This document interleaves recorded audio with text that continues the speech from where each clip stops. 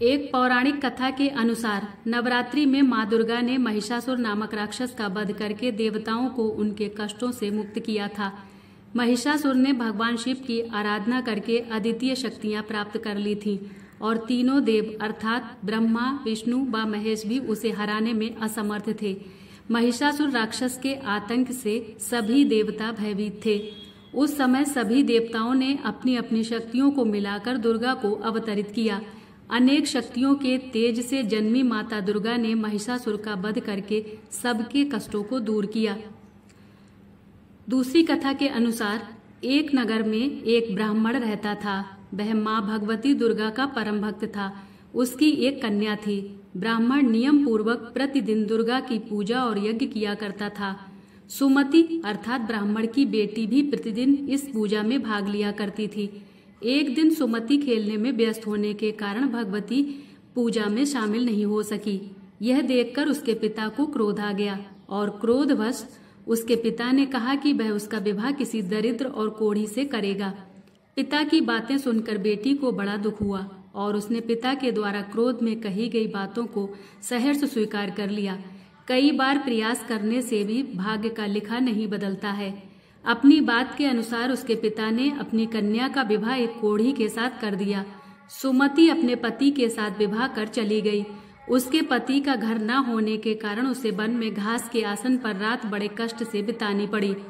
गरीब कन्या की यह दशा देखकर माता भगवती उसके द्वारा पिछले जन्म में की गई उसके पुण्य प्रभाव से प्रकट हुई और सुमति से बोली, हे कन्या, मैं तुम पर प्रसन्न हूँ। मैं तुम्हें कुछ देना चाहती हूँ, मांगो क्या मांगती हो। इस पर सुमति ने उनसे पूछा कि आप मेरी किस बात पर प्रसन्न हैं। कन्या की यह बात सुनकर देवी कहने लगी, मैं तुम पर पूर्व जन्म के तुम्हारे पुण्य के प्रभाव से प्रसन्न हूँ। तुम पूर्व जन्म में भील की पतिव्रता स्त्री थी। एक दिन तुम्हारे पति भील द्वारा चोरी करने के कारण तुम दोनों को सिपाहियों ने पकड़कर जेल खाने में कैद कर दिया था। उन लोगों ने तुम्हें और तुम्हारे पति को भोजन भी नहीं दिया था।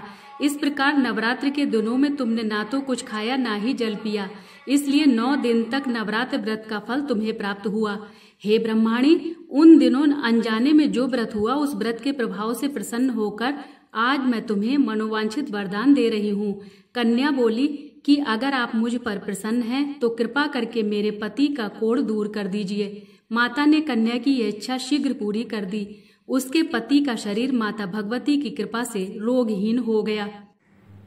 तीसरी कथा के अनुसार रामायण के एक प्रसंग के अनुसार भगवान श्री राम, लक्ष्मण, हनुमान व समस्त वानर सेना द्वारा अश्विनी शुक्ल प्रतिपदा से नवमी तक 9 दिनों तक माता शक्ति की उपासना कर 10वीं तिथि को लंका पर आक्रमण प्राप्त किया था।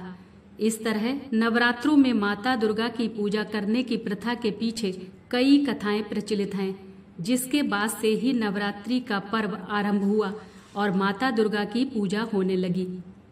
जय माता दी।